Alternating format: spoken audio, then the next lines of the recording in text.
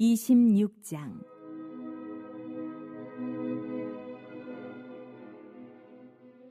고라 사람들의 문지기 반들은 이러하니라. 아삽의 가문 중 고레 아들 무셀레미아라. 무셀레미아의 아들들인 맏아들 스가랴와 둘째 여디야일과 셋째 스바랴와 넷째 야드니엘과 다섯째 엘람과 여섯째 여호하난과 일곱째 엘 여호에네이며 오베데돔의 아들들은 맏아들 스마야와 둘째 여호사박과 셋째 요아와 넷째 사갈과 다섯째 느다넬과 여섯째 암미엘과 일곱째 이사갈과 여덟째 부울레데이니 이는 하나님이 오베데돔에게 복을 주셨습니다. 그의 아들 스마야도 두어 아들을 낳았으니 그들의 조상의 가문을 다스리는 자요 큰 용사라. 스마야의 아들들은 오드니와 르바엘과 오벡과 엘사밧이며 엘사밧의 형제 엘리후와 스마갸는 능력이 있는 자이니 이는 다 오베데돔의 자손이라. 그들과 그의 아들들과 그의 형제들은 다 능력이 있어 그 직무를 잘하는 자이니 오베데돔에게서 난 자가 62명이며 또 무셀레미아의 아들과 형제 18명은 능력이 있는 자라. 무라리 자손 중 호사에게도 아들들이 있으니 그의 장자는 시므리라. 시므리는 본래 맏아들이 아니나 그의 아버지가 장자로 삼았고 둘째는 힐기야요 셋째는 드발리야요 넷째는 스가랴이니 호사의 아들들과 형제들이 13명이더라. 이상은 다 문지기의 반장으로서 그 형제처럼 직임을 얻어 여호와의 성전에서 섬기는 자들이라. 강문을 지키기 위하여 그의 조상의 가문을 따라 대소를 막론하고 다 제비 뽑혔으니 셀레미아는 동쪽을 뽑았고 그의 아들 스가랴는 명철한 모사라. 모사를 위하여 제비 뽑으니 북쪽을 뽑았고 오베데돔은 남쪽을 뽑았고 그의 아들들은 곳간에 뽑혔으며 숫빔과 호사는 서쪽을 뽑아 큰 길로 통한 살레겐 문 곁에 있어 서로 대하여 파수하였으니 동쪽 문에 레위 사람이 6이요 북쪽 문에 매일 4사람이요 남쪽 문에 매일 4사람이요 곳간에는 2씩이며 서쪽 뜰에 있는 큰 길에 4사람 그리고 뜰에 2사람이라. 고라와 무라리 자손의 문지기의 직책은 이러하였더라.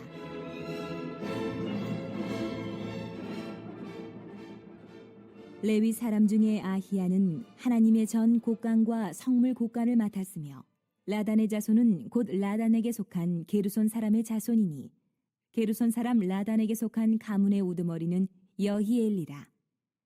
여히엘리의 아들들은 스담과 그의 아우 요엘이니 여호와의 성전 곳간을 맡았고 아므람 자손과 이스할 자손과 헤브론 자손과 우시엘 자손 중에 모세 아들 게르솜의 자손 스부엘은 곳간을 맡았고 그의 형제 곧 엘리에셀에게서 난 자는 그의 아들 르하비야와 그의 아들 여사야와 그의 아들 요람과 그의 아들 시그리와 그의 아들 슬로못이라. 이 슬로못과 그의 형제는 성물의 모든 곳간을 맡았으니 곧 다윗 왕과 가문의 우두머리와 천부장과 백부장과 군대의 모든 지휘관이 구별하여 드린 성물이라. 그들이 싸울 때에 노략하여 얻은 물건 중에서 구별하여 드려 여호와의 성전을 계수한 일과 선견자 사무엘과 기스의 아들 사울과 넬의 아들 아브넬과 스루야의 아들 요압이 무엇이든지 구별하여 드린 성물은 다 슬로못과 그의 형제의 지휘를 받았더라.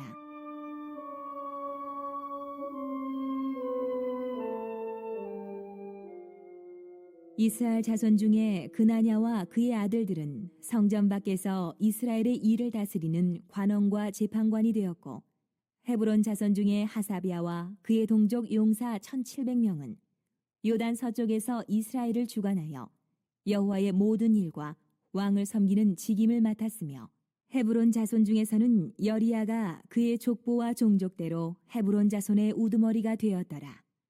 다윗이 왕위에 있은 지 40년에 길르앗 야셀에서 그들 중에 구하여 큰 용사를 얻었으니 그의 형제 중 2700명이 다 용사요 가문의 우두머리라.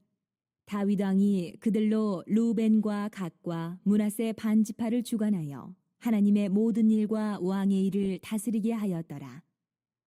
자, 오늘 이제 역대상 26장 말씀이죠. 이제 계속 이제 다윗의 성전에 대해서 길게 이제 기록을 하고 있습니다.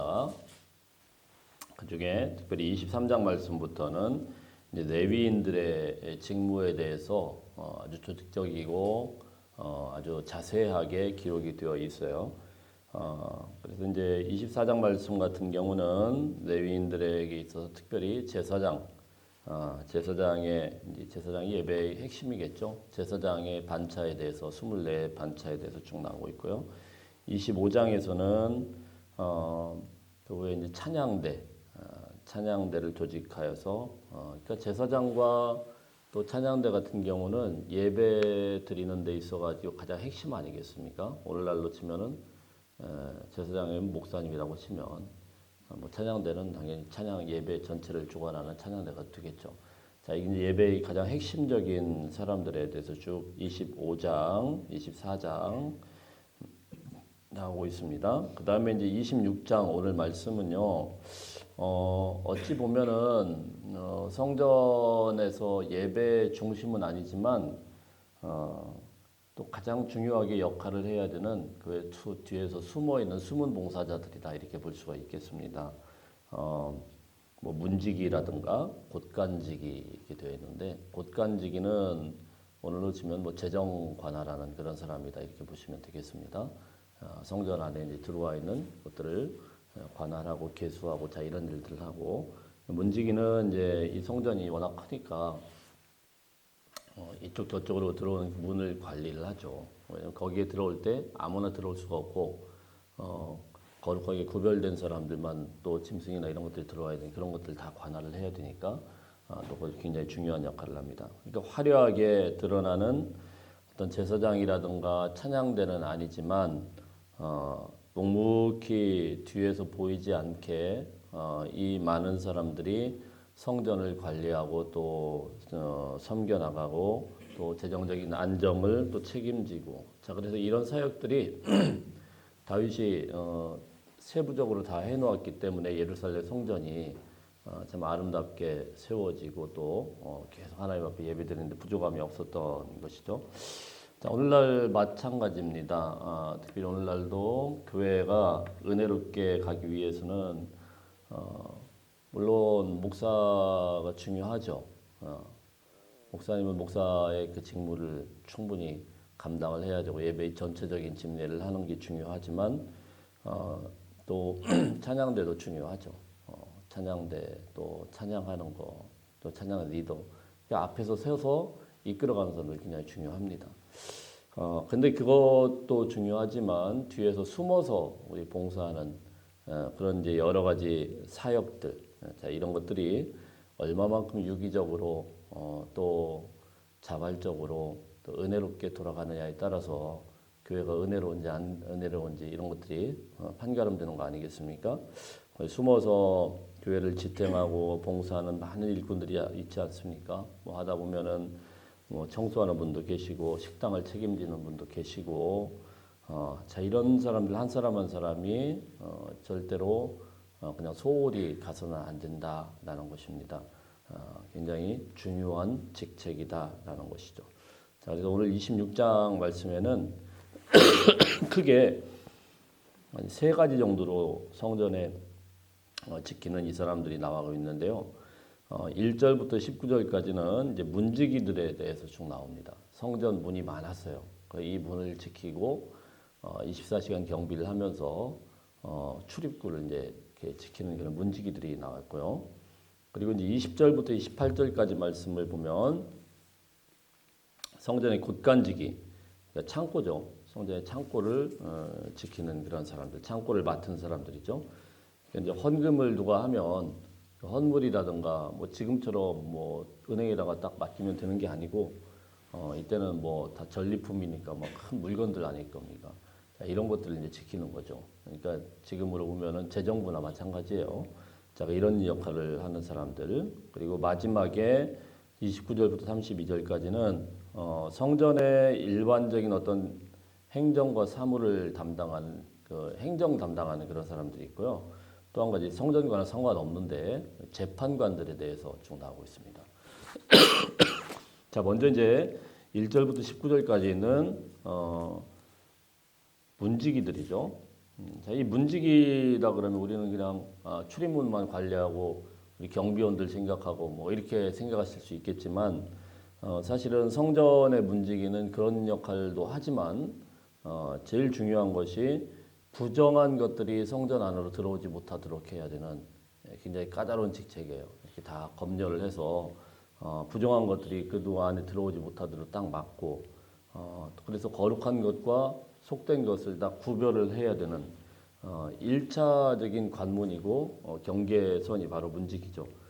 자, 이런 이제 아주 중요한 직책을 갖는 것이 문지기인데 이거를 이제 두 자손들에게 맡겼습니다.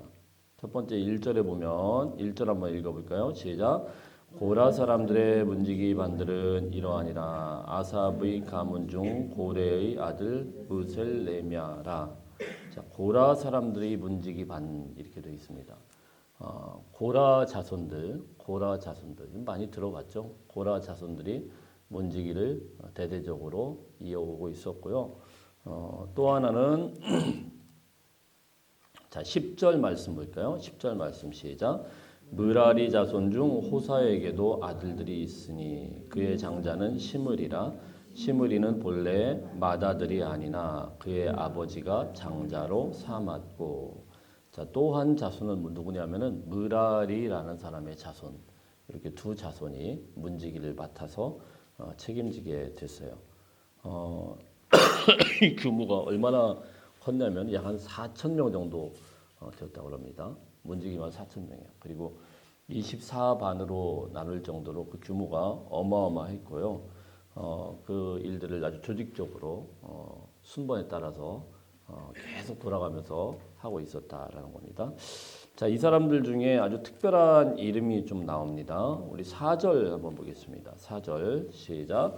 오베데돔의 아들들은 맏아들 스마야와 둘째 여호사밧과 셋째 요아와 넷째 사갈과 다섯째 느다넬과. 누가 나오냐면은 오베데돔이라는 사람이 나와요. 오베데돔이 누굴까요? 계속 우리가 봤기 때문에 어디 많이 들어보기는 했는데 잘 기억은 안 나시고 오베데돔이 누구냐면은 누구죠? 법궤와 연관된 사람이에요. 법궤와 다윗이 법궤를 이렇게 가지고 왔을 때 이걸 기억하면 우리 교회 수준이 대단히 높은 겁니다. 그만큼 이렇게 새벽마다 성경 계속 읽는 게 아무것도 아닌 것 같아도 굉장히 이제 우리가 수준이 높아지는 거예요. 자, 이 오베데돔이 누구냐면은 다윗이 법궤를 처음에 이렇게 막 드리고 옵니다. 드리고 오는데 아비나답이라는 사람의 집에 있었던 법궤를 막 끌고 올 때 사건이 하나 터져요. 그게 뭐죠? 우사라는 사람이 새 수레에다가 막 이렇게 끌고 오는데 이게 소들이 파닥파닥 뛰니까 이제 법궤가 떨어지면 안 되니까 법궤를 탁 잡았는데 그냥 그 자리에서 이제 즉사를 하게 되죠. 그래서 그때 다윗이 너무 속이 상해서 거기는 베레스 우사다 이렇게 이야기하고 그 법궤를 어디에다 갖다 놓냐면 바로 오벳 에돔이라는 사람의 집에 갖다 놔요. 근데 오벳 에돔은 어떤 사람이냐면은 이름이 이게 히브리어가 아니거든요. 이게 어떤 사람이냐면은 오벳 에돔은 본래는 블레셋 사람이에요. 블레셋 사람 가드 사람인데 법궤를 오다가 안 되겠으니까 그 가드에 있는 그 오벳 에돔의 집에다 그냥 놓은 거예요. 자, 그때부터 유명해지기 시작한 겁니다. 하나님께서 이 오벳 에돔의 집을 법궤를 그냥 갖다 놓은 것뿐인데 복을 주십니다. 그래서 큰 복을 주셨다 이렇게 사무엘 하에서 말씀을 하고 있는데, 근데 오늘 역대기 말씀을 보면 이 오벳 에돔이라는 이름이 똑같이 나오는데 이게 동일 인물인지 아닌지는 우리가 좀 약간 구별이 잘 모르겠어요. 그런데 이 오벳 에돔이라는 사람이 어디로 들어오냐면은 고라 자손으로 들어옵니다. 레위 지파로 들어와요. 두 가지 정도 이제 추정이 가능합니다. 역대기 기자가 이걸 갖다가 이야기할 때 오벳 에돔이 같은 사람인데 이때 어떤 일이 가능했냐면 레위 지파가 물론 혈통적으로 쭉그 오는 것도 가능했지만 그렇지 않고 사무엘 같은 경우도 사실은 혈통적으로 온 게 아니고 자기 한나가 아들 갖다가 성전에다 바치죠. 예, 그 다음부터는 사무엘의 이제 후손들이 이제 전통적으로 성전을 섬기죠. 그러니까 혈통적으로 쭉 오는 사람들도 있지만 레위 자손으로 그냥 거기서 섬길 수가 있었어요. 선택을 해서 예, 이제 바쳐지면 자 그렇게 해서 오베데돔이 나중에 이제 고라 자손으로 레위 자손으로 들어왔다. 이렇게 이제 볼 수도 하나 있고 또 하나는 이제 두 명의 인물이다 이렇게 볼 수도 있고 어떤 걸로 보든지 간에 어쨌든 이 오베데돔이라는 이름이 굉장히 귀하게 등장하는데 오베데돔이요 참 많은 이제 복을 받았다라는 것을 오늘 이제 쭉 드러내고 있습니다. 6절 말씀 한번 읽어보겠습니다. 6절 시작. 그의 아들 스마야도 두어 아들을 낳았으니 그들의 조상의 가문을 다스리는 자요 큰 용사라. 자 5절에는 오베데돔에게 복을 주셨다 이렇게 말씀을 하고 그의 아들 스마야도 두 아들을 낳았는데 그는 큰 용사다. 큰 용사다. 이런 표현들을 썼다라는 거는 이게 대단한 그런 장수라는 거예요. 예. 우리 사사기 같은 경우 보면 입다 같은 경우 큰 용사 입다다 뭐 이렇게 돼 있거든요. 자 그래서 그 집안에서 아주 대단한 용사가 나왔다. 다스리는 사람이 나왔다. 이렇게 말씀을 합니다. 또 7절 읽어볼까요? 7절 시작. 스마야의 아들들은 오드니와 르바엘과 오벳과 엘사밧이며 엘사밧의 형제 엘리후와 스마기아는 능력이 있는 자다. 능력자다 이렇게 했어요. 그 집안에서 능력자가 나왔대요. 성경에 이렇게 간단하게 되어 있지만 이 사람들의 가문에서 오베데돔의 이 가문에서 큰 용사도 나오고 능력자도 나오고 이랬구나. 하나님이 이렇게 복을 주셨구나. 사무엘하에 있는 말씀과 같이 연결을 지어보면 법궤를 그렇게 잠깐 맡았을 뿐인데 이 가문이 하나님 앞에 이렇게 귀하게 쓰였구나. 그러니까 하나님 앞에 드려지는 것은요. 하나님 앞에 우리가 드리는 시간이라든가 헌물이라든가 정성이라든가 이런 거는요. 그냥 허투루 떨어지는 게 아닌 것 같아요. 내가 하나님 앞에 이렇게 구별해 드린 이 시간과 내가 하나님 앞에 드린 그 모든 봉사와 이런 것들은요. 남 탓할 거 하나도 없어요. 너는 왜 안 해? 이럴 거 없어요. 내가 복 받기 위해서 하는 거예요. 내가 복 받기 위해서 하는 거예요. 그러니까 여러분 손해본다고 생각하면 안 됩니다. 절대로 손해보는 거 아닙니다. 최선을 다해서 내가 하나님을 섬기고 하나님 앞에 드려지면요, 혹시 나 대해는 그렇게 뭐 별로 이렇게 두각이 안 나타나도 이것이 계속 신앙의 계대가 이어짐일수록 하나님의 복과 은혜가 쌓이게 되는 거예요. 이거는 분명합니다.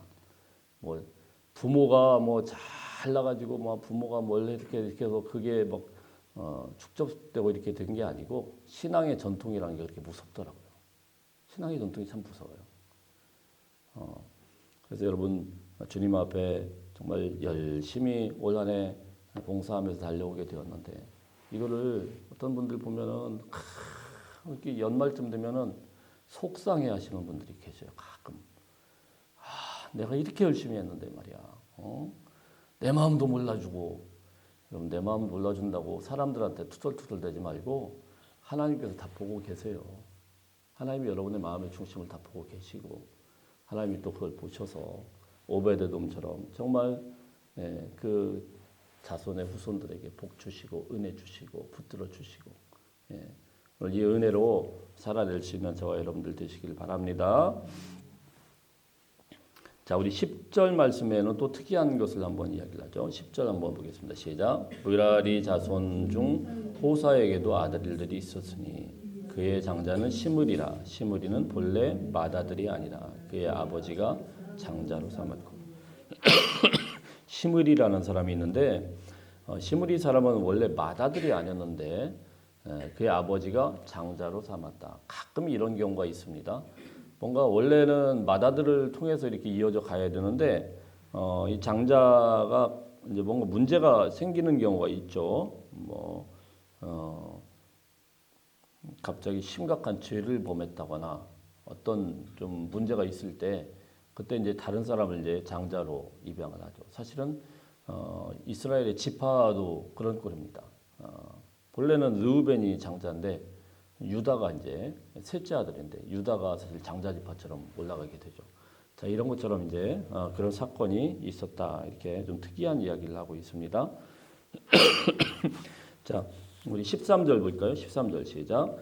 강문을 지키기 위하여 그의 조상의 가문을 따라 대소를 막론하고 다 제비 뽑혔으니.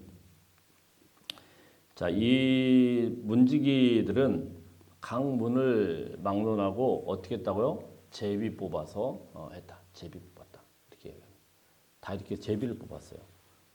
대소를 막론하고 크고 작은 걸 막론하고 다 제비 뽑아서 그냥 거기다가 세우게 되었다. 이렇게 아주 공정하게 분배되었다. 이렇게 말씀을 하고 있습니다. 우리 12절 12절 읽어봅니다. 시작. 이상은 다 문지기의 반장으로서 그 형제처럼 직임을 얻어 여호와의 성전에서 섬기는 자들이라.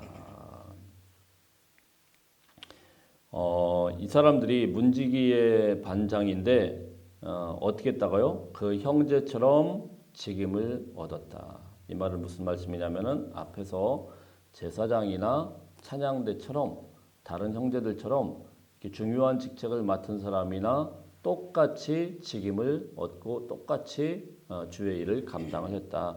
그러니까 하나님의 일은요, 어떤 게 더 중요하고 어떤 게 덜 중요하고 한 게 아니고, 내가 맡은 그런 분량만큼, 내가 벽돌 한 장만큼 맡았으면 그거를 딱 그걸 감당해 줘야 되는 거예요.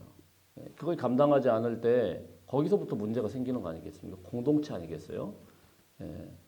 내가 맡은 직분 이만큼 된다고 해서 그 사람만 중요하고 나는 그냥 아유 누가 보지도 않는데 아유 나 같은 것이 이런 생각하시면 안 됩니다. 이런 생각하시면 안 돼요. 어차피 맡겨주셨다고 하면은 예배 열심히 드리시고 또 구역에서 또 열심히 활동하시고 자 이런 것들이 하나님께서 여러분들 인생에 복 주는 이런 통로예요. 그걸 믿으실 수 있기를 바랍니다. 정말 마음에 새겨야 돼요. 목사니까 저런다. 그러지 마시고 은혜롭게 받으시고 정말 최선을 다해서 내가 진짜 최선을 다해서 섬겨야 되겠구나. 자 그렇게 될 때 하나님은 똑같이 보시는 거예요. 똑같이 보시는 거예요. 목사가 물론 설교 준비를 위해서 최선을 다하듯이 여러분들도 똑같이 맡겨진 그런 자리나 직책을 최선을 다해서 정말 열심으로 감당할 때 하나님의 은혜가 저와 여러분의 가정 가운데 넘칠 줄로 믿습니다. 자, 그 다음에 이제 곶간지기들이 나오고 있습니다. 곶간지기는 20절부터 쭉 나오고 있어요. 곶간은 이제 20절 먼저 한번 읽어봅니다. 20절 시작. 레위 사람 중에 아히야는 하나님의 전 곶간과 성물 곶간을 맡았으며 이러면서 쭉 사람들이 나오고 있고요. 자, 이 곶간은 어떻게 이제 재정이죠. 재정이 어떻게 확보가 되었느냐? 27절 한번 읽어보겠습니다. 27절 시작. 그들이 싸울 때 노력하여 얻은 물건 중에서 구별하여 드려 여호와의 성전을 계수한 일과. 이때는 전쟁 중이었기 때문에 다윗도 그렇고 사울도 그렇고 사무엘도 그렇고 그래서 28절에 보면은 선견자 사무엘과 기스의 아들 사울과 네리의 아들 아브넬과 자 이런 사람들이 전쟁을 해서 얻게 되는 전리품들 중에서 구별하여서 하나님의 성전에다 드리는 거죠. 자 그리고 이것을 가지고 성전을 보수하고 개수하고 짓는데 썼다라는 것입니다. 그러니까 이 전쟁을 통해서 막 어떤 피 묻은 것들 아니겠습니까? 사실 이게 참 어떻게 보면은 하나님의 말씀이라는 게 이해도 되기도 하지만 근데 좀 이해가 잘 안 되는 거죠. 아니 다윗은 피 묻어가지고 성전을 짓지 말라고 했는데 이 전리품들은 사실 다 전쟁터에서 가져온 거 아닙니까? 그렇잖아요. 진짜 피 묻은 것들인데 그거는 또 성전에다 다 구별해드려요. 그게 무슨 말씀이냐면은 우리가 하나님 앞에 드려지는 그런 헌금이라든가 헌물이라는 것이 뭐 그 자체가 무슨 의미가 있고 거룩하고 막 이런 게 아니에요. 예전에 그 어른들 중에 어떤 분들이 계셨냐면 물론 지금도 그렇게 생각하시는 분들이 계신지 모르겠어요. 자기가 이런 걸 다 헌금을 해놓고는 계속 그걸 쳐다봅니다. 저거 어떻게 관리되나. 근데 여러분 전자제품이라는 거는 좀 시간이 지나면은 점점 이게 낡아지거든요. 근데 그걸 처분을 못하고, 왜냐하면 그 권사님이 아직 살아계셔가지고, 아이고 아주 뭐 한 10년 20년 뭐 지나면 이제 전자제품도 있고 바뀌어야 되는데 이 그분이 드린 거죠. 그러니까 계속 이렇게 보고 있는 거죠. 근데 여러분 하나님 앞에 드려지는 거는요, 뭐 그것만 귀한 게 아니고 내가 드리는 어떤 것들이라도 주의 성전으로 들어오게 되면 거룩하게 쓰임 받는 거예요. 예. 그리고 쓰임의 용도를 다 하면 그리고 또 다른 것들도 바꿀 수 있는 거예요. 제가 이 전리품이라는 것들도 열심히 치열하게 싸워서 갖다 놓은 이 전리품도 하나님 앞에 아주 귀하게 쓰임 받는 재료로 사용되게 됩니다. 여러분들이 정말 세상에서 일하다 보면은 참 별거 다 하지 않습니까? 자, 그렇게 해서 드리는 그 모든 헌물들이 하나님 앞에 귀하게 쓰임 받는 그런 재료인 것을 믿으시길 바랍니다. 예, 그다음에 29절 말씀부터 보면 29절 한번 볼까요? 29절 시작. 이스라엘 자손 중에 그나냐와 그의 아들들은 성전 밖에서 이스라엘의 일을 다스리는 관원과 재판관이 되었고, 자, 이번에는 관원과 재판관들, 성전 밖에 있는 사람들, 성전 안에 있는 사람들만 이야기한 게 아니고 성전 밖에 있는 이 관원과 재판관들에 대해서 쭉 이야기한다. 자, 이제 이 결론을 말씀을 드리면, 그렇죠. 우리 교회가 지탱되는 데 있어가지고 아주 중요한 제사장이라든가 찬양대도 중요하지만 하나님 나라의 그 맡겨주신 그런 직분들은요 다 중요합니다. 예, 권사든 집사든 장로든 목사든 다 동일한 거예요.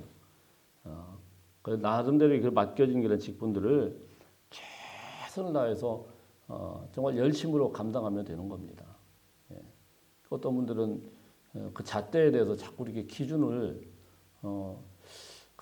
저건 목사님이니까 장로님이니까 당연히 해야 되는 것이고 나는 집사님이니까 그냥 집사만큼만 하면 된다. 그러시면 안 돼요, 여러분. 복 받는 통로예요. 예, 복 받는 통로인 걸 믿으시길 바랍니다. 예, 내가 하나님 앞에 드린 거는요 절대로 낭비되는 게 아니에요. 하나님이 가만히 보고 계시다가 이 오베데돔의 집처럼 그냥 묵묵히 순종했더니 그렇게 하나님께서 막 복을 주시는 거예요. 자손 후손들에게 계속 복을 주시고 큰 자도 나오고 능력자도 나오고, 물론 내가 내 대에 뭔가 이렇게 크게 은혜롭지 않다라고 생각하실 수 있지만 하나님은 그걸 기억하셔서 그 가문을 붙들어 주시고 은혜를 주셨다라는 것을 기억하시기 바랍니다. 또 한 가지는 뭡니까? 하나님 앞에 드리는 이 제물들은 그게 꼭 뭐 우리가 막 굉장히 거룩하고 흠없고 막 이런 것들을 드려야 되는 게 사실은 맞죠. 성전에서는 거룩한 성전인데, 그런데 하나님 앞에 일단 드려지면 전리품이라고 할지라도 이것도 하나님의 성전의 거룩한 재료로 사용이 되었다라는 것입니다. 우리가 하나님 앞에 드리는 것들이 비록 보잘것없고 또 험하고, 자, 그렇다고 하더라도 하나님 앞에 드려지기만 하면 주의 교회에서, 몸된 교회에서 그리스도의 몸된 지체로서 온전하게 쓰임받게 된다는 사실입니다. 말씀 기억하시면서 오늘 하루도 주님 앞에 충성하면 하루가 되시기를 축복합니다.